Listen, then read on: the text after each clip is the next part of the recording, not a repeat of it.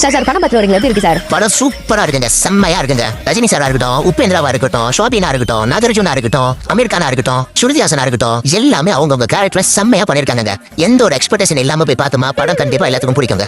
LC மாதிரி இல்லன்றாங்களா? எப்படி பாருங்க, எங்கேயாவது லோகேஷ் கனகராஜ் இந்த படம் எல்சி மாதிரி இருக்குன்னு சொல்லிருக்காங்களா? இல்ல தானே? அதே மாதிரி நல்லா இல்லன்னு சொல்ற எம்மா பேச்சுமே கேட்காதீங்க. புரிஞ்சவன் பிஸ்தான் வாங்களா? அதே மாதிரி பாசிட்டிவ் மைண்ட் உள்ளவங்க போய் பார்த்தா அந்த படம் புரியும். எந்த ஹீரோட படம் வந்தாலும் அவங்க ஹீரோ கூட கம்பேர் பண்ணிக்கிறாங்க, அவங்க ஹீரோட படத்தை கூட கம்பேர் பண்ணிக்கிறாங்க. நீங்க எந்த ஹீரோட ரசிகரா அதெல்லாம் பரவாயில்லை, ஆனா எல்லா படத்தையும் ரசிக்கணுங்க. அப்பதாங்க நீங்க அந்த ஹீரோக்கு ரசிகரா இருக்கிறது ஒரு பெருமை. நம்மள குறை சொல்றதே நம்ம ஆளு தானே. அப்புறம் இந்த வீடியோ யூடியூப்ல போடுவீங்களா?